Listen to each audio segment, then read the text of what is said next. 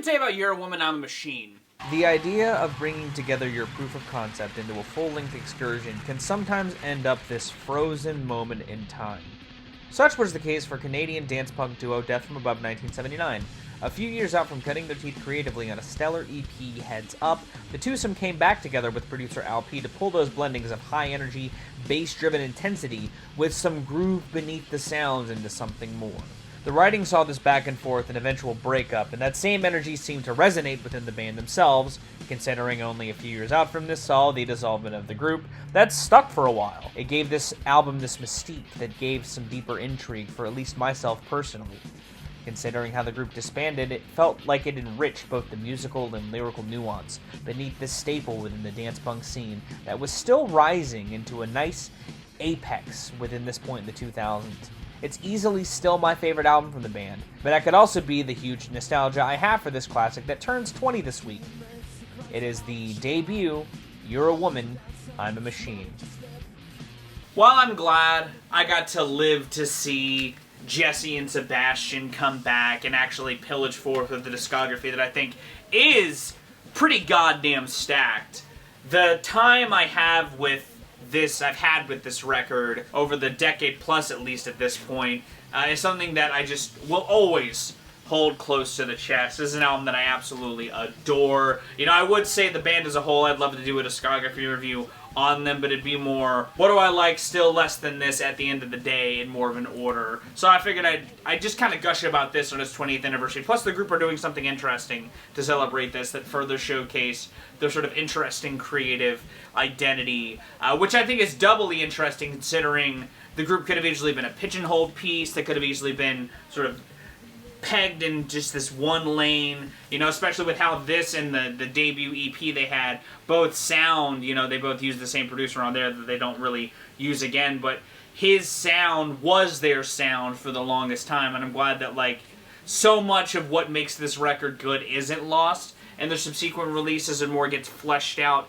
in choice moments, but I think that all of those moments here still add to the cocktail of exquisiteness that is You're a Woman, I'm a Machine. You know, it's got a great lyrical through line on top of that, of the sort of ebb and flow, and this relationship that gets taken to some really intense parallels that I think is all to match the high energy and noise that is on top of it all. You know, while there are nuances in the tapestry that I think make for a well-rounded out experience, like the piano intro on Turn It Out, which I'm glad gets sort of like expanded on a little bit, and something I'll talk about again that sort of leads into the celebration of this later on in the video. But stuff like that, the synth leads that like crop up beneath the second verse of like Romantic Rights, or that like dance throughout Sexy Results, I also think make for a good moment. You know, the fun percussive stuff that crops up on Sexy Results on top of that, and like the title track, I think help enhance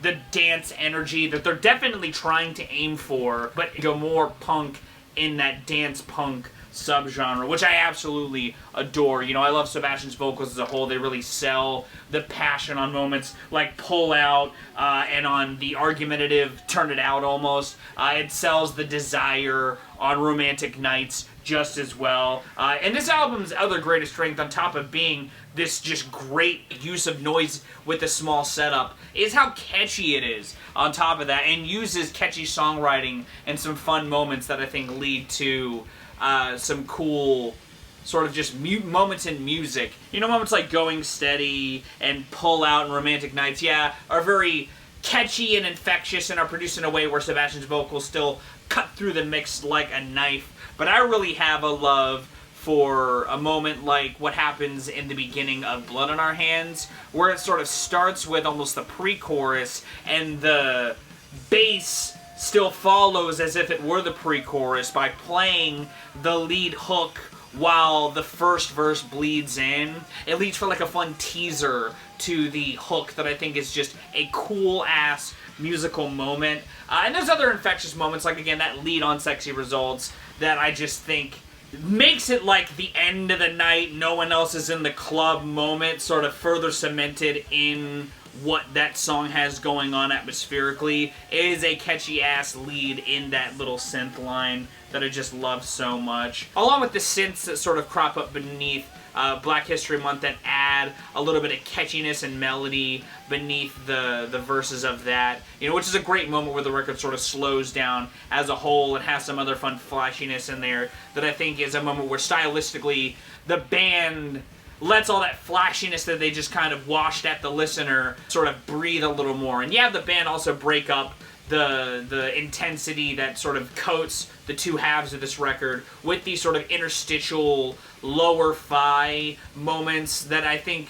are great little sonic vignettes that I really love that they've done also more in subsequent releases. Again, there's a whole lot of this that feels like the kitchen sink approach with a minimal setup, but I love that all of those components get to come back, you know, because this sort of cemented a legacy for them for the longest time. And, you know, the sort of toxicity that permeates throughout the lyrics feels telling to how the group may have dissolved, but I like that, again, they worked it out, they're back. I'd say at this point they're probably one of my favorite rock bands. I'd put them like somewhere in a top 20 for sure, but this debut and Heads Up as an EP are a fantastic proof of concept for where this band has gone, and I love that to celebrate it, they are doing this interesting sort of re-recording of the whole record in ways that let those other sonic ideas that I love in the original version get a chance to breathe. Like, Turn It Out has like a little bit of an intro to it with that piano that sets the stage in a little more of like a autumn feeling gravitas, which this album's sort of like underlying ideas sort of tie into the time of year to some degree, even if it is like a very high energy punk album. But I like that moments like that, the synths that happen seem to be produced in a way that stand out a little more in the mix. The drumming also sheds some of that primal youthfulness in the re-recordings, which one would argue is sort of what helped sell the sort of like out the gates, this is our first album energy the album has going on. I like that because they're using this to pay more attention to some of the backdrop that they sort of buried in the production of the original, which I do admire, and I do think just sounds different in the new versions that they've released so far. I like they are also doing more to like extend the sort of out there outros that they were doing and sort of help bridge the album together, it seems like, with those interstitials more so. I don't know. As far as other things in this new version I'm curious about, I'm also curious about Blood on Our Hands. I'm curious about how that's going to sound. I'm curious if they're going to reinterpret everything. I'm curious about Pull Out. I'm wondering if the like almost pseudo breakdown bridge that they have on there and kind of tease on there gets fleshed out a little more in this new version, if they're fleshing out ideas that are sort of woven throughout pieces of the construction of this record. Another allegory I could give to a lot of this record is how it is like one of the ultimate teases in 2000s rock because of the little intricate ideas they tease in here and then never get followed up for like 9 fucking years. I'm very excited for this new version given what they've teased. I was very nervous about it because this new version's production isn't like the first version of the album, which I guess I shouldn't expect it to, but I'll admit, I don't think, especially the last album's production, is as good as You're a Woman, I'm a Machine. Yeah, it helps accent their two-piece, but not in a way that I think is, like, as good, especially Outrageous Now. The production on the record is pristine. I also like the Physical Works production decently enough. This album, choice. The new stuff, production-wise, though, isn't as bad as I was fearing.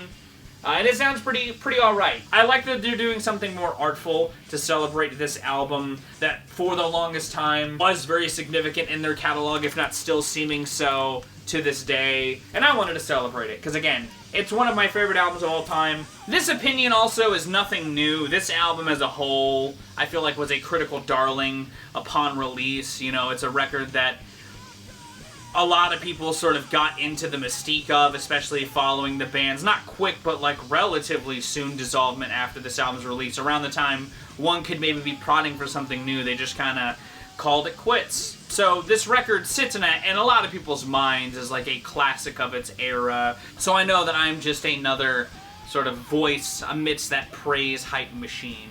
But I will say, if you haven't spun You're a Woman, I'm a Machine, you absolutely should, because it is a bona fide classic. Definitely one of my favorites in its lane. I think that as far as like duos doing rock in the 2000s, Death from Above had an idea that even now isn't really done much in rock, and I love what they do with it on this and throughout their discography. And someday, whenever they drop another new record, I'll rank the rest of their discography. But just know, even going into it, it's going to be hard for them to top this. What do you think of Death from Above 1979's You're a Woman and I'm a Machine specifically? Are you excited to hear the full version of what they've been working on? Let me know your thoughts in the comments down below. If you like this, give it a like. If you want to see more, consider subscribing. I drop 2 to 4 vids a week depending on what I've got going on. I'm going to go. Thank you again so very much for watching. I'm the Viral Rocky. You guys have a good day, lots of situations. I'll see you into the day.